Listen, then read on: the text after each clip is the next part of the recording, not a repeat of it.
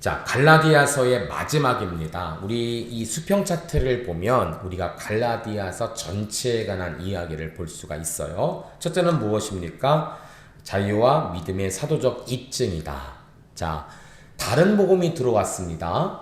거짓 성자들이, 거짓 교사들이 무엇을 가장 먼저 건드냐면 이 교회의 개척자인 사도 바울을 건드는 거예요. 이 사람을 무너뜨리면 전체가 무너진 것 같거든요. 그러니까 사도 바울의 사도권, 그는 사도가 아니다. 전에 폭력을 가했던 자고 예수님의 계시도 없고 남에게 보고 들은 것을 전했다. 이렇게 거짓적인 물음과 이야기를 하면서 사도 바울을 무너뜨리려 합니다.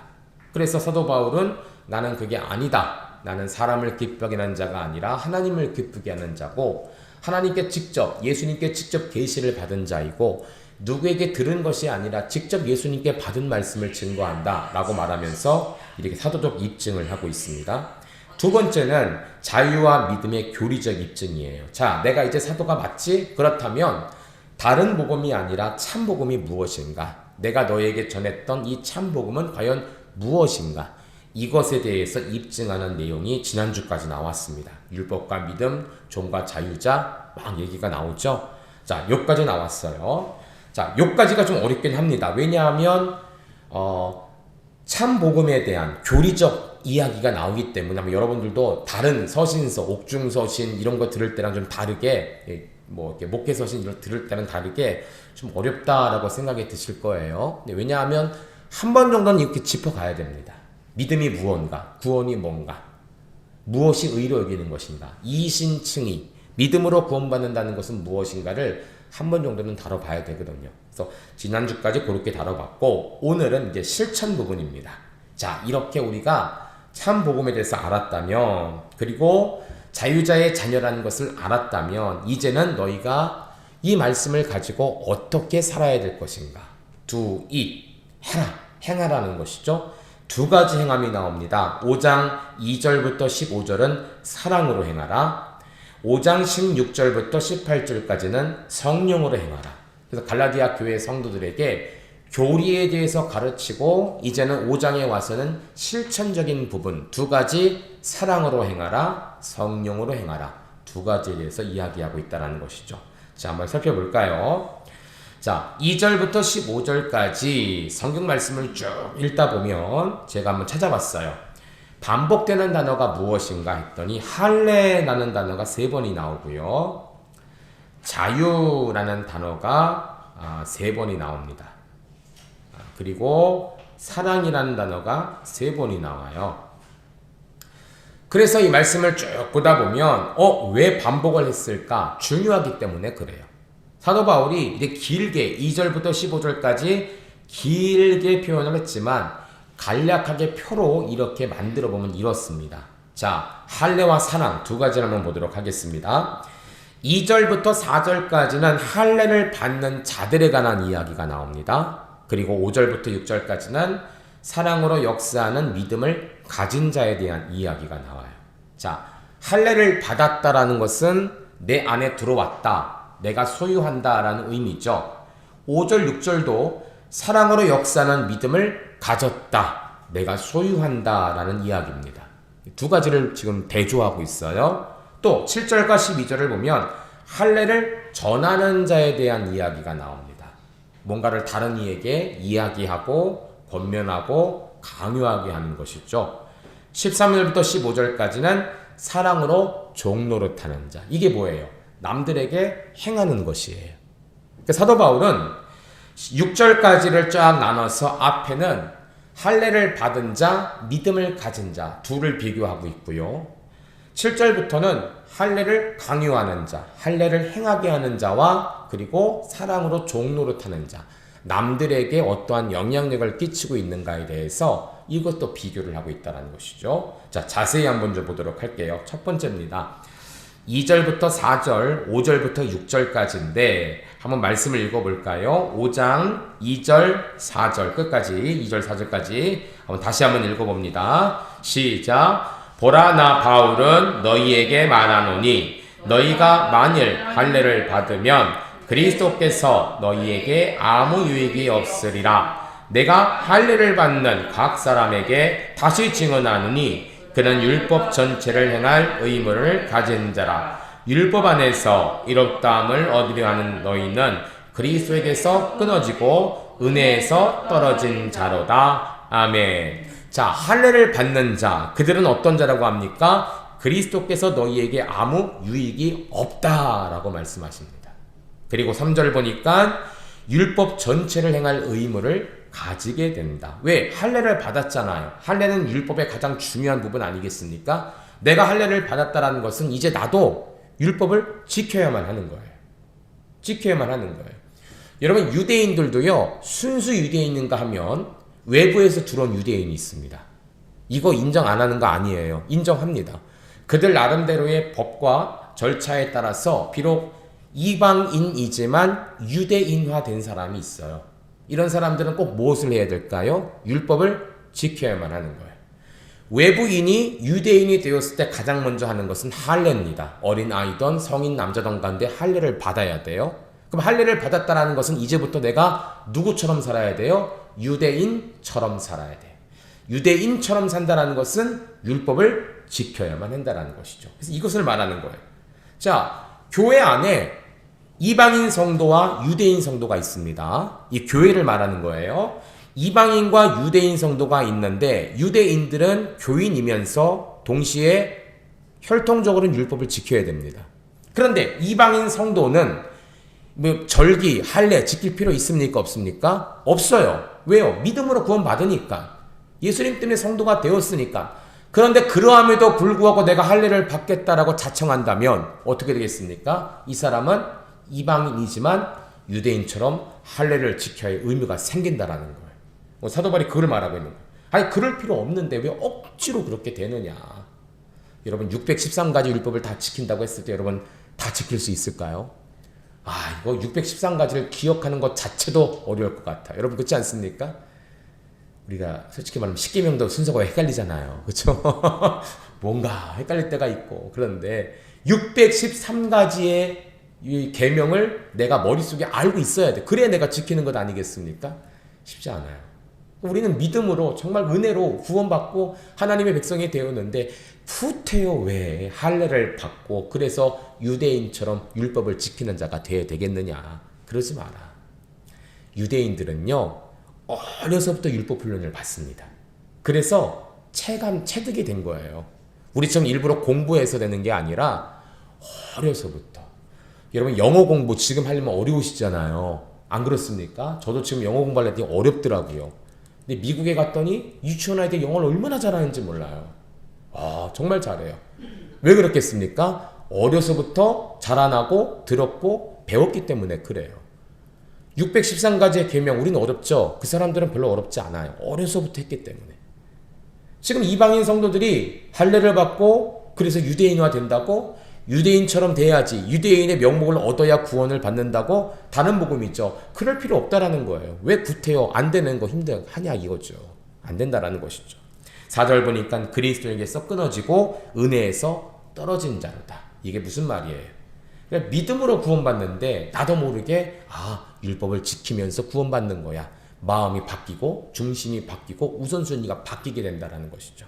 그럴 필요가 없다라는 거예요. 반면에 5절과 6절 같이 한번 읽어볼까요? 시작! 우리가 성령으로 믿음을 따라 의의 소망을 기다리노니 그리스도의 안에서는 할례나고 할례나 효력이 없으되 사람으로서 역사하는 믿음뿐이니라. 아멘. 자, 5절과 6절을 보니까 믿음을 따라 5절에 나오죠. 6절에 보니까 믿음뿐이라 라고 나옵니다. 사랑으로 역사하는 믿음을 가진 자, 할례가 아니라 율법이 아니라 오직 예수님을 믿는 믿음을 가진 자들은 성령으로 믿음을 따라 의의 소망을 기다린다 라고 표현하고 있습니다. 의의 소망, 우리에게 주신 보혈 그리고 부활의 능력을 우리가 소망한다라는 것이죠. 그리스도 안에서 할례나 무할례나 효력이 없다라고 합니다. 여러분, 할례 자체를 부정하는 것은 아니에요. 왜냐하면 할례는 하나님이 주신 거예요. 여러분, 율법도 우리가 무시해서는 안 됩니다. 쓰레기통에 막 처박아야 할 그런 것들이 아니에요.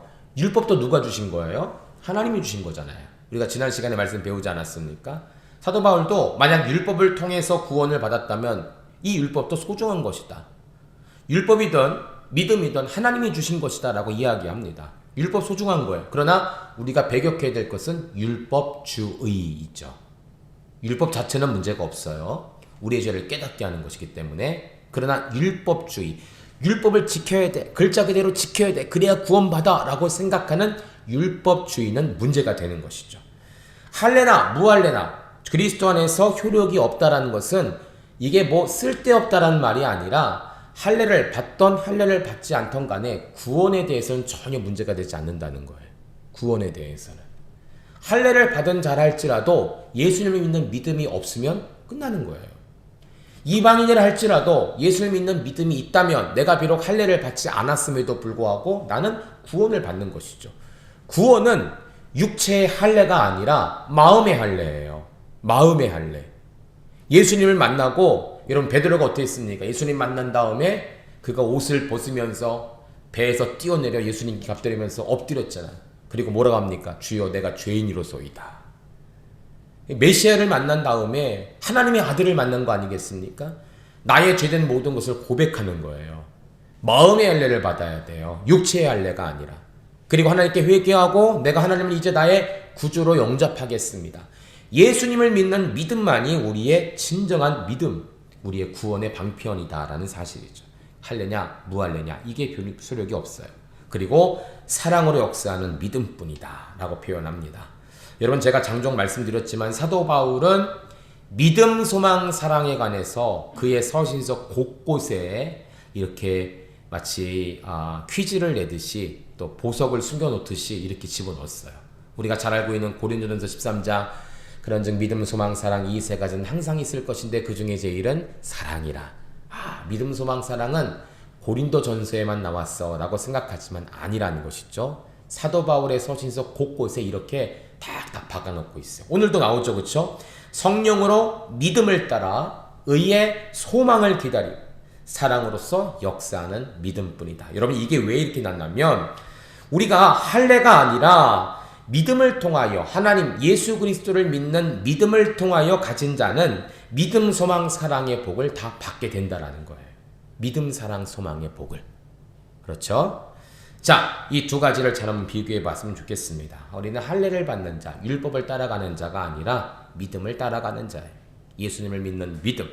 그 믿음을 가지고 우리를 구원하실 주님을 소망하는 것입니다. 그리고 오늘 나의 삶은 무엇을 행하는 거예요? 사랑으로서 행하는, 사랑으로서 실천하는 삶을 사는 것. 이게 그들과 우리의 차이다 라고 볼 수가 있는 것이죠. 자, 두 번째입니다. 7절부터 12절 이제 남들에게 뭔가를 하는 거예요. 뭔가 영향력을 끼치는 건데 7절부터 12절까지는요 할례를 전하는 자들이 나옵니다. 11절에 보니까 할례를 전한다면 이라고 나오는데 자 우리 같이 한번 읽어볼까요? 7절부터 12절까지 시작. 너희가 다름질을 잘하더니 누가 너희를 막아 진리를 순종하지 못하게 하더냐. 그 권면은 너희를 부르신 이에게서 난 것이 아니니라. 적은 누룩이 온 덩이에 퍼지느니라. 나는 너희가 아무 다른 마음을 품지 아니할 줄을 주 안에서 확신하노라. 그러나 너희는 요동하게 하는 자는 누구든지 심판을 받으리라. 형제들아, 내가 지금까지 할례를 전한다면 어찌하여 지금까지 박해를 받으리요? 그리하였으면 십자가의 걸림돌이 제거되었으리니 너희를 어지럽게 하는 자들은 스스로 베어버리기를 원하노라. 아멘. 할례를 전하는 자. 여러분 사도 바울은 사실 예전에 할례를 전하는 자였죠. 사울의 시절에. 자, 사울과 바울은 이름이 바뀐 게 아닙니다. 저는 어렸을 때 주일학교에서 그렇게 배운 적이 있는데 잘 몰라서 아마 그랬던 것 같아요. 사울이 예수님 만난 다음에 바울로 바뀐 게 아니에요. 사실 유대인들은 이름이 두 개가 있습니다. 여러분 마가복음을 지은 사람의 이름이 뭡니까? 요한입니다. 예, 마가죠. 마가인데 마가의 또 다른 이름이 요한이에요. 그래서 마가 요한이라고 부릅니다. 그 사람들은 헬라식 이름이 있고 유대식 이름이 있어요. 예, 그래서 마가복음의 저자는 마가 맞아요. 요한이라고 해도 됩니다. 사실 이 사람이 마가 요한이에요. 사도 요한과는 다른 사람이죠, 사실. 그러니까 사도 바울도 사울이라는 유대식 이름이 있고 바울이라는 헬라식 이름이 있어요. 그래서 이전에 예수님 만나기 이전에 왜 사울이라 했냐면 물론 자기가 막 이름 바꾸거나 그런 건 아닌데 왜 많이 사용했냐면 자기는 유대인이기 때문에 자기는 할례를 전하는 자이기 때문에 사울이라는 것을 썼고 예수님 만난 다음에 내가 이제 이방인의 사도로 불려졌을 때는 내가 더 이상 유대식 이름이 필요 없죠. 어떤 이름이 필요합니까? 이방식의 이름. 그 당시 헬라 문화의 이름이 필요했던 거예요. 그래서 이렇게 바울이다 불렀던 것이죠.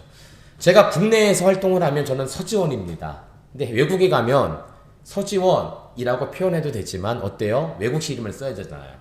그래서 뭐 예를 들어 파울 서, 뭐 스테반 서, 피터 서, 뭐 이런 식으로 영어식으로 이름 바꾸잖아요. 그런 거예요.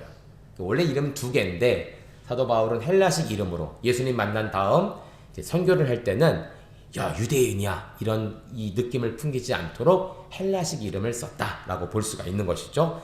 전에는 그는 할례를 전한 자였어요. 사울과 같은 삶이죠. 이 할례를 전한 자는 어떻다고 합니까? 다름질을 막고 진리의 순종을 방해하고 하나님도 온 것이 아닌 것을 권면합니다. 적은 누룩과 같이 악한 가르침을 전파하고 요동케 하고 심판을 받게 하고 어지럽게 하고 이런 자들은 누구라고요? 다 베어버려야 할 자들이다. 다 쳐내야 할 자들이라는 거예요. 자, 왜 그렇습니까? 제가 이전에 디모데전서 강의할 때 혹시 여러분 들어보신지 모르겠는데 사도 바울이 믿음에서 파선한 성도 알렉산더와 이런 사람들을 이야기하면서 뭐라고 표현하냐면 악성 종양과 같은 사람이다 라고 표현을 합니다. 디모데 후서의 말씀을 보면 악성 종양, 여러분 악성 종양이 있는데 제가 좀 찾아봤어요. 종양에는 두 가지가 있다고 하더라고요. 예, 이제 일반적인 종양이 있고 악성 종양이 있어요. 그래서 일반적인 종양은 종양이 났을 때 그 부위가 구별이 확실히 됩니다. 마치 모기 물렸을 때 이렇게 볼록 올라오잖아요. 그러니까 모기 물린 자국과 아닌 것이 자국이 표시가 되듯이 딱 나요. 그런데 악성 종양은 그렇지 않습니다. 이게 어디까지가 종양이 났는지 잘 몰라요. 일반적인 종양은 그 부분에만 종양이 나 있고 다른 곳에 영향을 끼치지 않습니다. 여기 있다가 뭐 사라지거나 고름이 되거나 사라지는데 악성 종양은 여기에 종양이 피면 다른 내부의 조직들에게 계속 영향을 줍니다. 그래서 그 부분을 괴사를 시켜요. 이게 악성 종양이에요.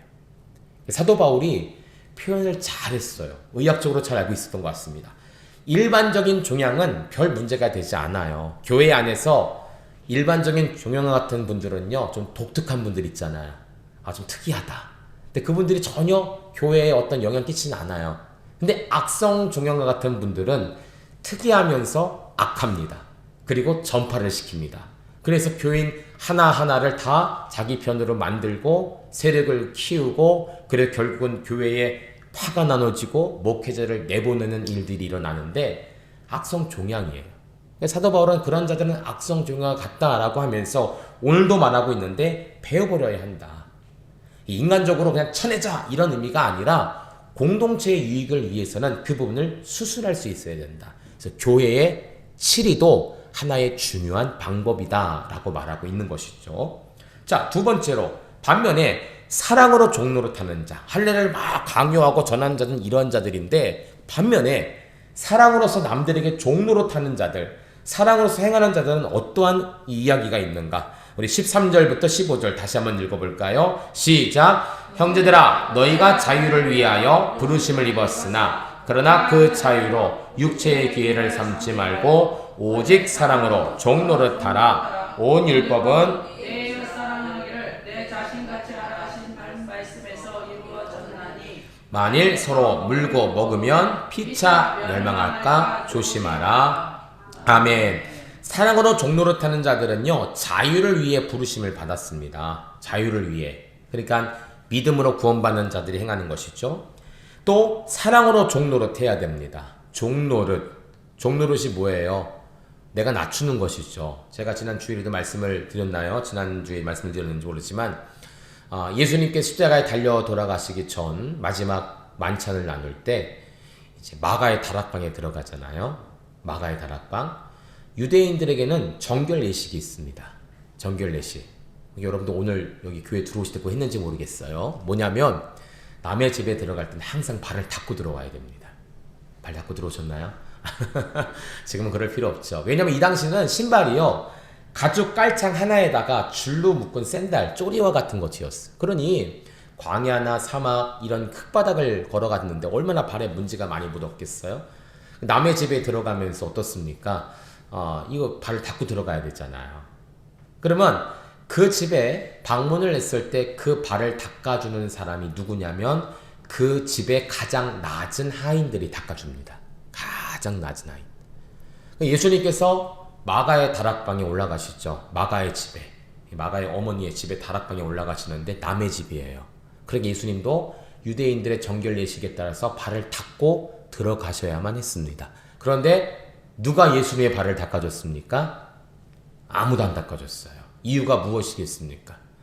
마가의 다락방에 우리가 그림에 보면 13명이 앉아 있잖아요. 그 당시 가룟 유다 포함해서 예수님까지 12제자와 예수님까지 13명이 있었는데, 예수님을 제외한 12명이 예수님께서 이제 들어가시면서 정결례식을 행해야 되는데 아무도 종이 오지 않고 머뭇머뭇거리실 때 제자들은 그것을 보고만 있었던 것이죠. 왜요? 만약에 내가 예수님의 발을 닦아준다면 내가 뭐가 되는 거예요? 이 12명 중 가장 낮은 사람이 되겠구나. 이런 마음 때문에 아무도 예수님 발을 닦아주지 않았어요. 예수님 어떻게 하셨습니까? 대야에다 물을 떠다가 허리에 수건을 동이시고 제자들의 발을 닦아주셨죠. 이건 뭘 의미할까요? 여기 모인 13사람 중에 내가 제일 낫다라는 것을 예수님이 알려주신 거예요. 제자들이 얼마나 뜨끔했겠습니까? 예수님 뭐라고 하십니까? 내가 너희에게 행한 것처럼 너희도 서로 행하라. 여러분, 중요합니다. 교회 안에서 이러한 예수님의 마음, 예수님의 헌신, 예수님의 겸손이 있다라면 여러분, 교회가 행복해지고 가정이 행복해질 것 같아요. 그렇죠? 예수님의 겸손을 배웁시다. 오는 사람에게 정중히 인사하고 존댓말 깍듯이 하고, 이게 겸손이 아니에요. 진짜 겸손은 13명 중에 다 내 제자들임에도 불구하고 내가 나 스스로 여기서 내가 가장 낮은 자입니다 라고 생각하고 선행을 베푸는 것이 진짜 겸손. 이게 예수님의 겸손이에요. 세족식 한다고 해서 그 겸손한 것이 아니에요. 선생님들이, 목사님들이, 성도들, 또 아이들, 학생들 발 닦아주는 것, 이 자체가 겸손이 아니에요. 무릎을 꿇어서 고개를 숙여서 발을 닦아준다는 것, 이게 겸손이 아니라 그들 앞에, 이 공동체 안에 내가 가장 낮은 자다, 이렇게 생각하는 것이 겸손이라는 것이죠. 그래서 교회 안에서 직분자들에게 가장 중요한 것이 겸손입니다. 여기 이제 권사님들도 계시고 장로님, 목사님, 전도사님 계시잖아요. 소위 교회는 계층 사회가 아니지만 하는 일에 따라서 이게 계급을 나눕니다. 자리를 나누는 것이죠. 이게 수평적인 거예요. 수직적인 것이 아니에요. 근데 자꾸 어떤 교회는 수직에 되려고 해요. 목사가 최우선, 그리고 장로, 그 다음에 권사, 안수집사, 뭐 기관장들, 내가 장이야, 내가 높아져야 돼, 당신들은 내 말을 따라야 돼 라고 하면서 자기 것을 내세운다면 마가의 다락방에 예수님 모습에서 가만히 서 있는 제자들과 뭐가 다르겠습니까? 높아질수록 우리는 더 겸손해야 돼요.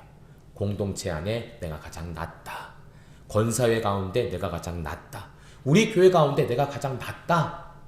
낫진 않죠, 사실. 그러나 내 마음은 그런 마음을 가지고 섬기고 봉사할 수 있는 마음이 될 때 그것이 바로 진짜 겸손이다라는 것이, 이게 사랑으로 종노릇하는 거예요.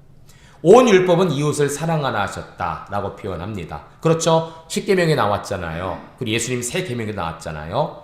자, 중요한 것은 13절 하반절에 이런 말이 나옵니다. 육체의 기회를 삼으면 안 된다. 이게 무슨 말이냐면 남들 의식해서 일부러 보여주는 삶은 안 된다라는 거예요.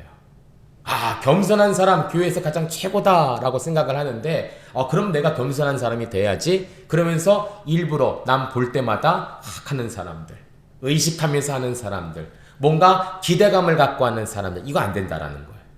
예, 우리가 사랑으로 종노릇하되 진정 마음과 내부와 외부가 함께 일하는, 함께 존중하는 삶이 되어야 된다. 사도 바울은 이것까지도 우리에게 얘기하고 있다라는 것이죠. 자, 우리 2절부터 15절은 또 이렇게도 한번 볼 수가 있어요. 이게 나눠서 대조로 볼 수 있지만 이렇게도 한번 볼 수가 있습니다. 성경을 좀 다르게 보는 거예요. 여기 교차 대꾸라고 하는데 이게 뭐냐면 일정의 문장들이 서로 비슷한 구조와 내용을 이루고 대꾸가 되고 있는 거예요. 그래서 보니까 5장 1절에 보니까 자, 제가 읽어드릴게요. 그리스도께서 우리를 자유롭게 하려고 자유를 주셨으니 그러므로 굳건하게 서서 다시는 종의 멍에를 매지 말라라고 표현하죠. 종의 멍에를 매지 말라. 자유를 주셨기 때문에 너희는 종의 멍에를 매서는 안 된다라고 표현합니다. 그런데 오늘 15절 말씀 13절부터 15절까지 보니까 자 보세요. 너희가 13절입니다. 자유를 위하여 부르심을 입었으나 그쵸? 그 자유로 육체의 기회로 삼지 말고 무엇으로 종노릇하라고 합니까? 사랑으로 종노릇하라. 5장 1절과 13절 15절은요 자유를 주셨다라는 말이 동일하게 나옵니다. 그리고 종이란 얘기가 나오고 종이란 얘기가 나옵니다. 그렇죠? 이렇게 사도 바울은 우리는 요 일부러 짜맞힌 거 아니야 라고 하지만 사실 맞아요. 이게 이 당시에 이 이스라엘 사람들 유대인들의 문학 기법이었습니다.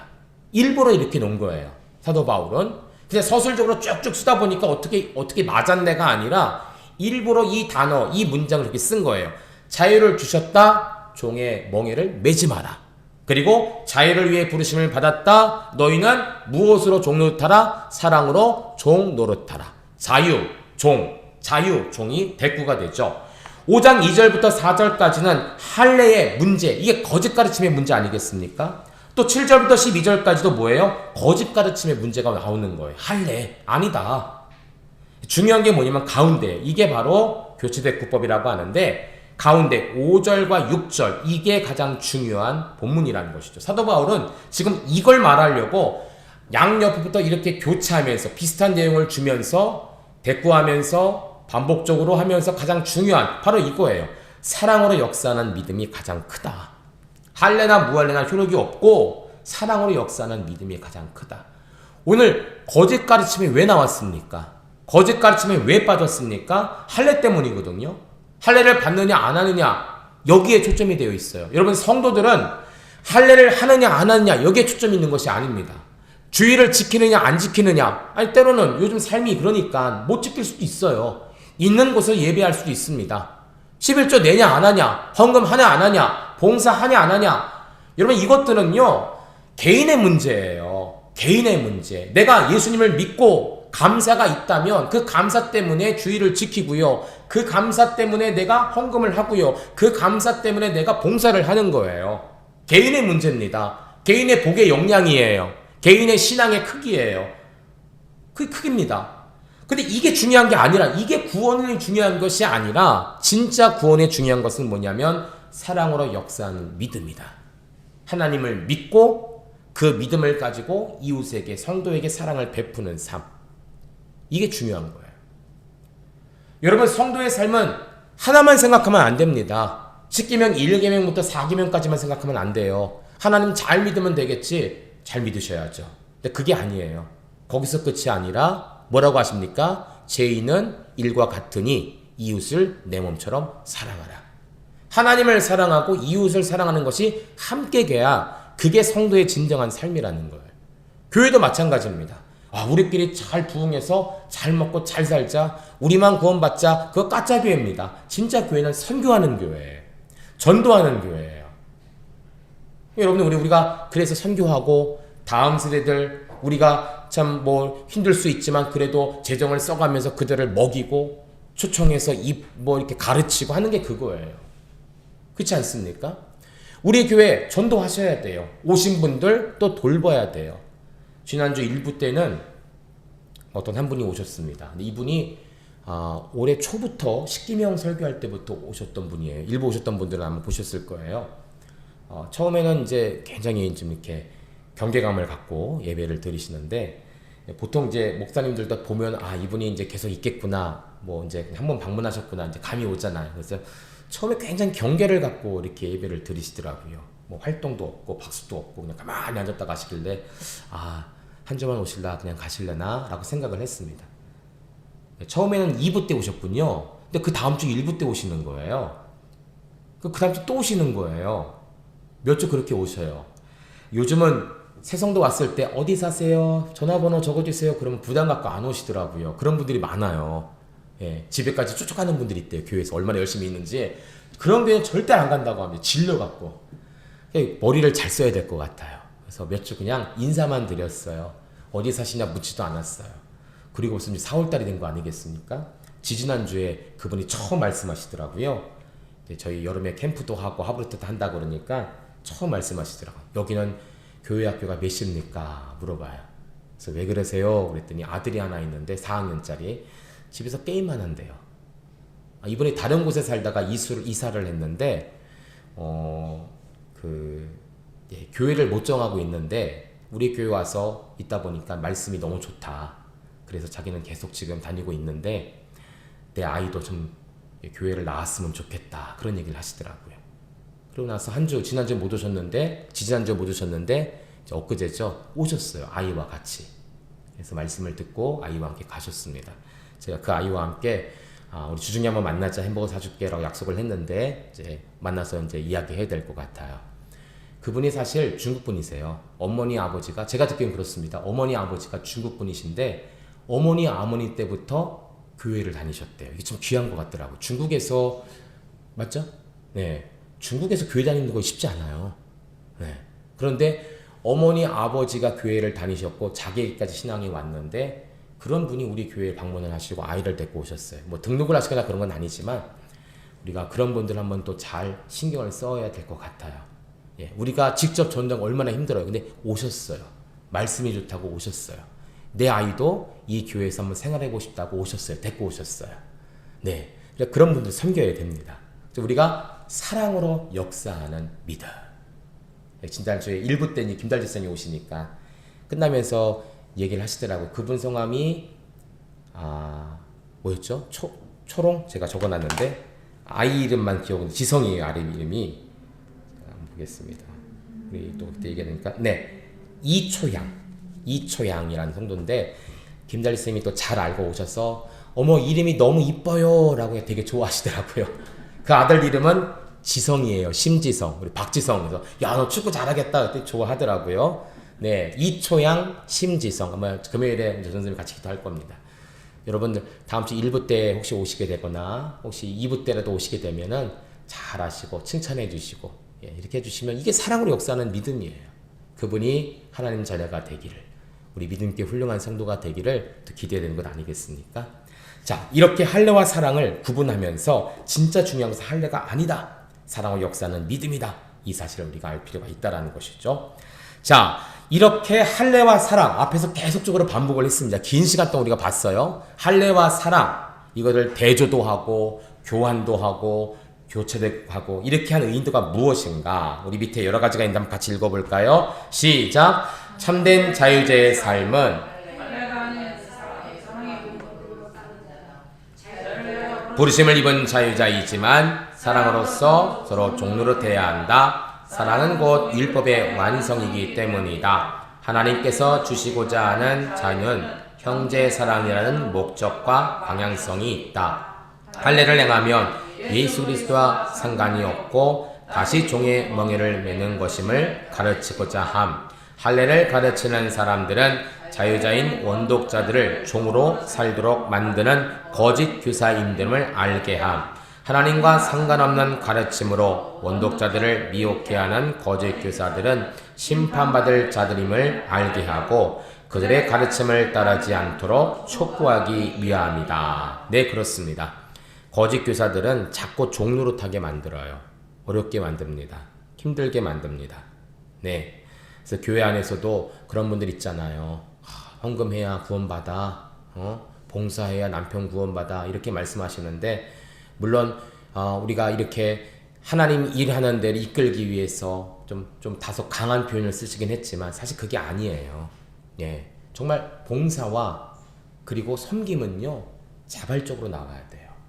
네, 억지로 한다고 해서 되는 게 아니에요. 한두 번은 하겠죠. 무서워서 두려워서 해야 될 것 같으니까. 그러나 길게 가지 않습니다.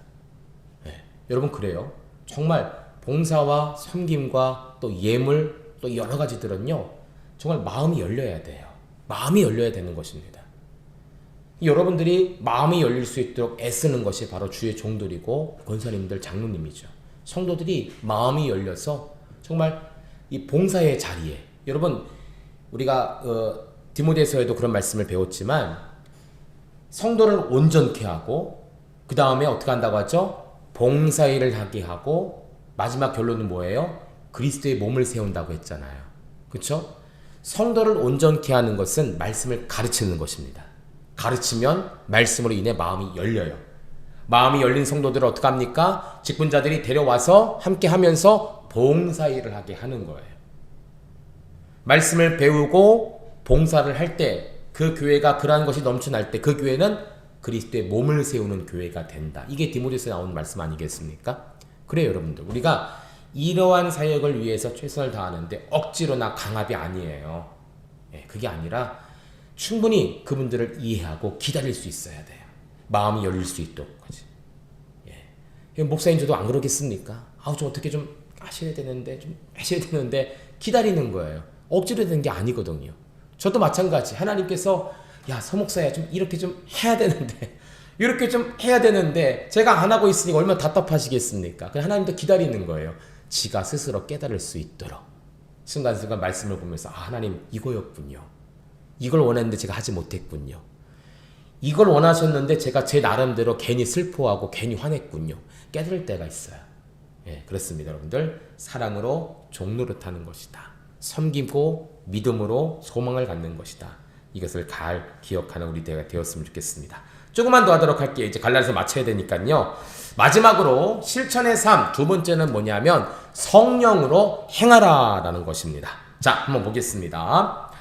계속적으로 성령을 따르는 삶과 육체를 따르는 삶을 이야기합니다. 우리 16절과 18절 말씀 같이 한번 읽어볼까요? 시작! 내가 이르노니 너희는 성령을 따라 행하라. 그러면 육체의 욕심을 이루지 아니하리라. 18절 너희가 만일 성령의 인도하시는 바가 되면 율법 아래 있지 아니하리라. 아멘. 16절과 18절에는 성령을 따라 행하라. 성령으로 인도하신 바가 되라 라고 말하고 있습니다. 그런데 16절과 18절이 끝나고 그 다음 구절, 즉 17절과 19절은 앞에 뭐라고 표현하면 육체의 소욕은 이라고 나옵니다. 그렇죠?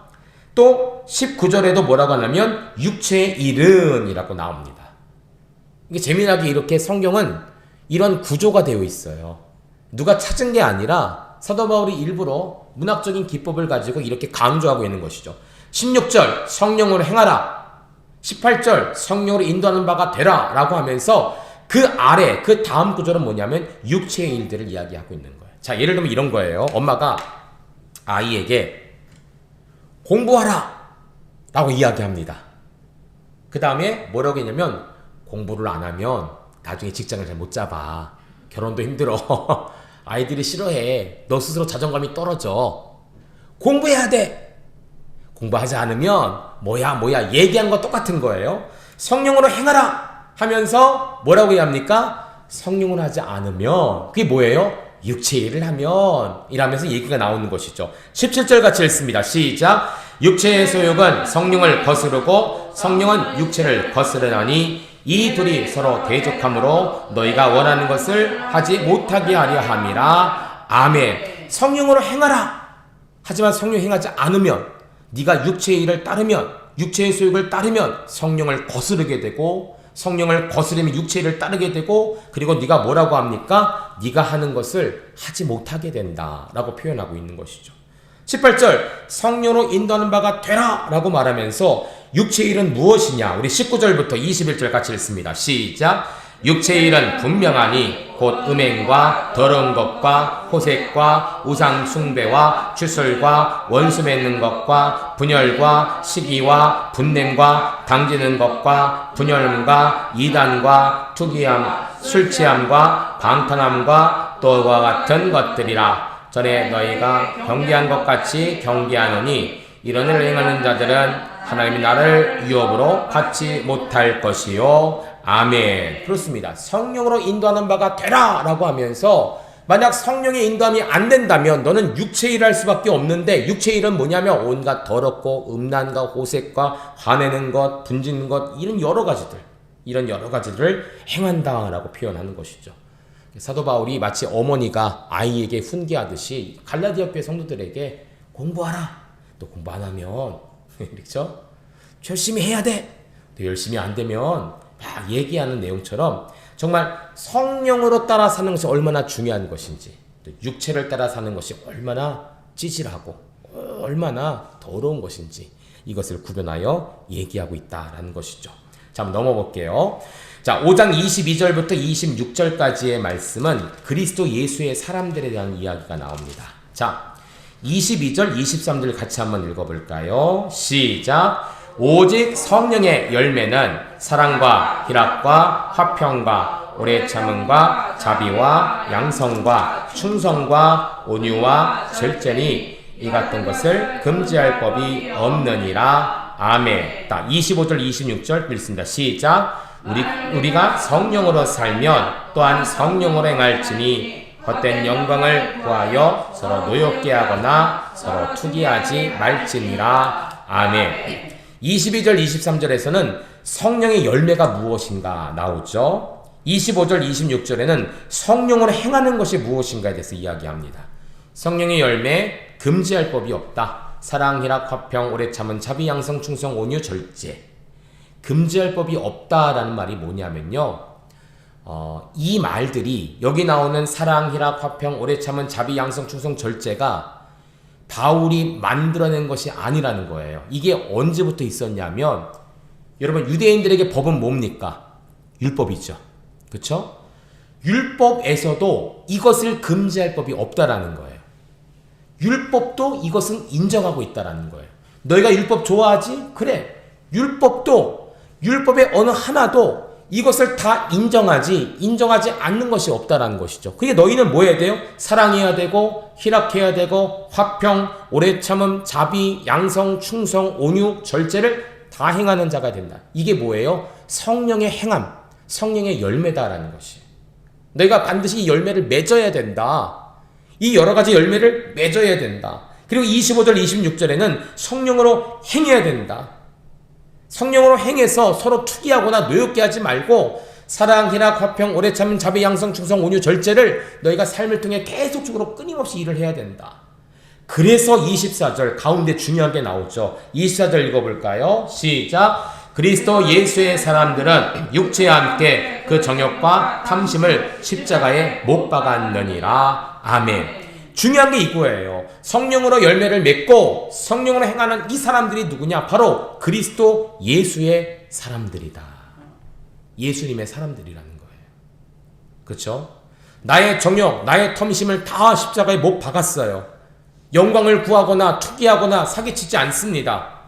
예수님의 사람들은요, 성령으로 행하고 성령의 열매를 맺는 자들이에요.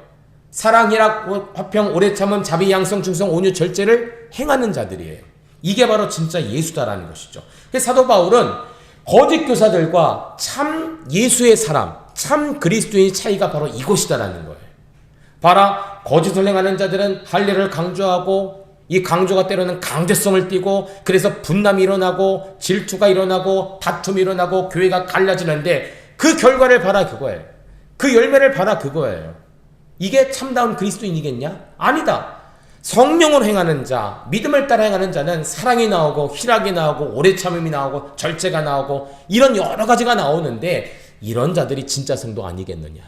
그 결과를 보고 한번 너희들이 선택해봐라.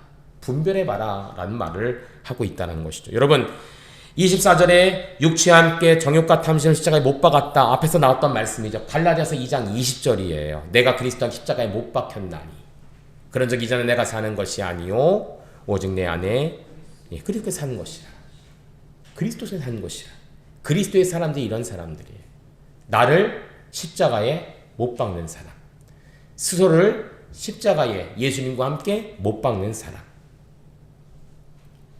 가장 낮은 곳에 가장 겸손한 자리에 서 있는 자, 바로 그가 진짜 예수의 사람들이라는 것이죠.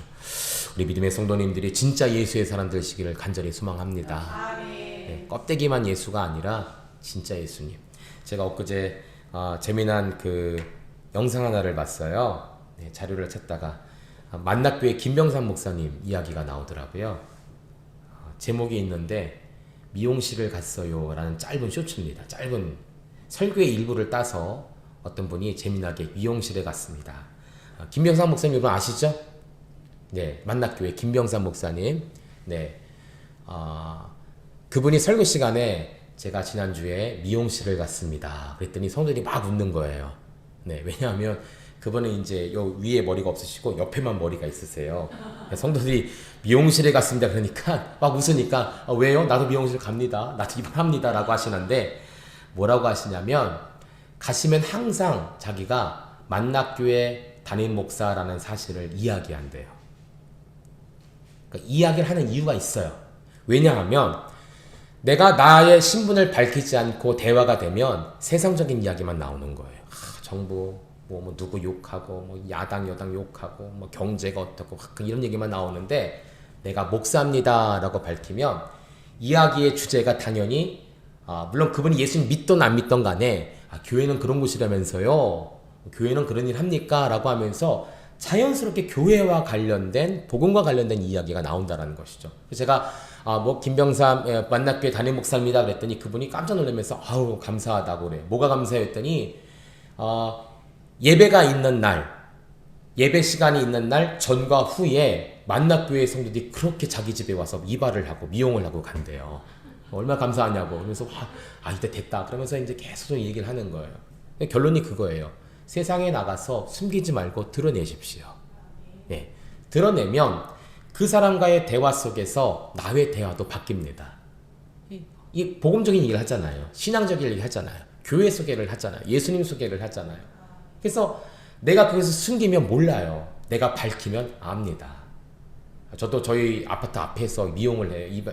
머리를 깎아요. 자그마한 미용실인데 그분은 교회를 다니시더라고요. 왜냐하면 보니까 항상 찬양이 틀어져 있고 종교적인 책이 있고 그 교회에 전도지가 항상 있어요. 평택의 동산교회를 다니시는 분이신데 제가 처음 몇 번 갔을 때는 제가 목사란 말을 안 했어요. 단지 이야기가 굉장히 좀 점잖게 이야기를 많이 했습니다. 예. 나중에 제가 목사란 얘기를 했어요. 근데 그분이 어쩐지 그러시더라고요. 말하는 게 목사님 같아요. 그러면서 그때부터 이제 신앙적인 얘기, 사역적인 얘기가 나오는데 감사하게도 그분이 목사님 제가 다른 것은 섬길 수 없고 제가 목사님 오실 때마다 비용을 50%만 받겠습니다. 그렇게 해요. 제 머리가 5,000원짜리 머리입니다. 이제 곧 깎을 때가 됐어요. 워낙 저렴하게 주시는데 거기서 또 깎아주시더라고요. 얼마나 감사한지 몰라. 그래서 만날 때마다 교회 얘기 많이 합니다. 서로 교회 비판이 아니라 어떻게 하면 아이들 잘 섬길 수 있을까? 어떻게 하면 성도들 잘 섬길 수 있을까? 깊게는 모르지만 서로 그런 얘기를 해요. 내가 밝힐 때 나의 대화가 바뀌는 거예요. 제가 그 영상을 보면서 그렇지라는 생각을 했습니다. 내가 그리스도와 함께 십자가에 못 박혔다. 사도 바울은 자신을 이렇게 밝힙니다. 전에는 남들을 십자가에 못 박았던 자였는데 이제는 내가 그리스도와 함께 십자가에 못 박힌 자다. 나도 예수와 함께 구속된 자다. 예수와 같은 그리스도인이다 라고 밝히고 있는 것이죠. 우리가 이렇게 밝히고 오늘 말씀 배운 것처럼 사랑으로 종노릇할 때 정말 우리가 간절히 기도하고 있는 전도의 대상자들, 우리 사랑하는 가족들, 결국 그 종노릇 앞에서 오히려 그들이 주님께 나와서 내가 주님의 종이 되겠습니다라고 고백하는 날들이 오지 않겠습니까? 속히 그날이 올 수 있도록 여러분 더욱더 겸손함으로 사랑으로 종노릇할 수 있는 예배 안에서, 교회 안에서, 성도들 안에서 자녀에게 또 가족들에게, 이웃들에게, 직장 동료들에게 사랑으로 종노릇할 수 있는 성도들 되시기를 간절히 소망합니다.